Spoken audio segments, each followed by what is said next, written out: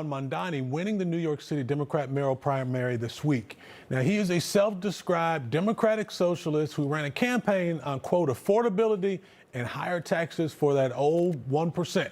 Now, Trump truthed about Mamdani, saying, in part, Zohran Mamdani, a 100% communist lunatic, has just won the Democrat primary and is on his way to becoming mayor.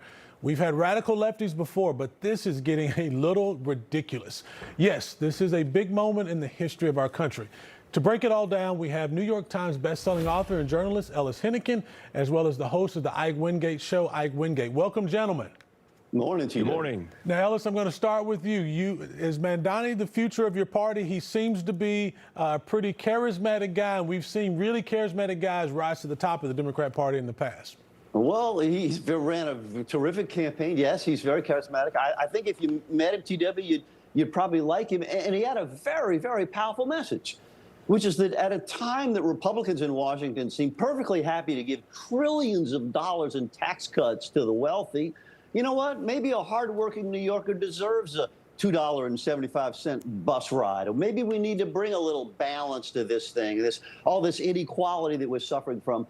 Maybe it's time to take another look at that. He delivered that message in a very charming and well-argued way. And you know what? He kicked butt in the Democratic primary. Well, I think ranked choice voting might have helped him a little bit. But Ike, what do you think? What do you make of this guy? Is he the future? Is he the poster boy for what Democrats are doubling down on in this coming elections? You know, well, I hope so. If it's going to be for the success of the Republicans, this guy being the poster child for the Democrat Party is going to be beautiful for Republicans, because these policies don't work. We have books, they're called history books, that tell us that communism does not work. He wants to empty the jails. He thinks that violence is an artificial construct. He wants government grocery stores. I mean, we've all been to the DMV. We know that won't work.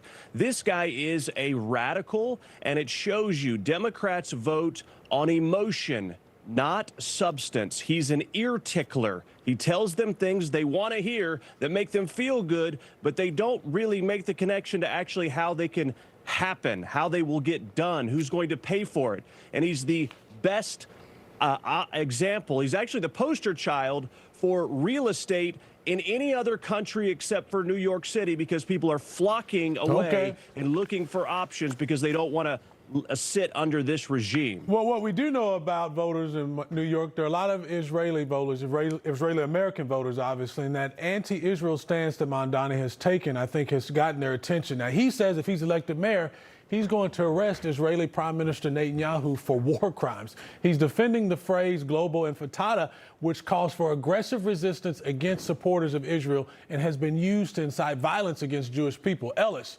now, there's been an alarming rise in anti-Semitism in this country. You can't deny that even here in the city of New York. Isn't Mamdani's win a sign of where the Democrat Party stands on this issue? Listen. You got to hold your horses here in just a second. In the history of New York City, 0 mayors have been elected president. In fact, the only major party nominee who was a New York mayor was DeWitt Clinton in 1812, who James Madison beat. So it is a very diverse country. We've got a lot of different people out there that appeal to different parts of the constituency. The Republicans don't run Tommy Tuberville in Maine. There's a reason for that. They're big tent parties here. But you know what? He's a guy to watch. He's got an interesting analysis. He certainly did very well in the campaign. You guys can dismiss him and you can trash New York, but that's not the experience that most New Yorkers have. Ellis, you got to admit, they know more than you know. You got to admit this guy's pretty radical, all right, Ike? I mean, what do you make of this guy? He's a progressive. He's a progressive. I mean, nobody's trashing New York City. What we're doing is we're trying to understand. We're trying to understand what in the world is going on to where people would elect someone as their nominee who wants to literally empty the streets with prisoners everywhere. He actually is an anti-Semite. Yes, he is an anti-Semite. There's no doubt about it. And just ask the people of Hamtramck, Michigan, who have Muslim leadership. They banned pride flags. and they actually voted for animal sacrifice in people's backyards. Get ready, New York City, because that's coming racist. to your city if you are going to bring this guy in.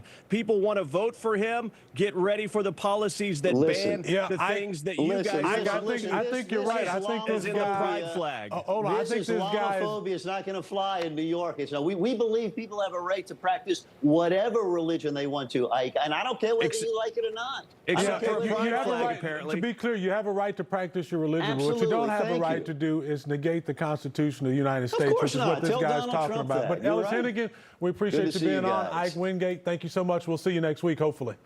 Great to Good be to with see you. you all. All right, stick with us. More Wake Up America Weekend coming up after the break.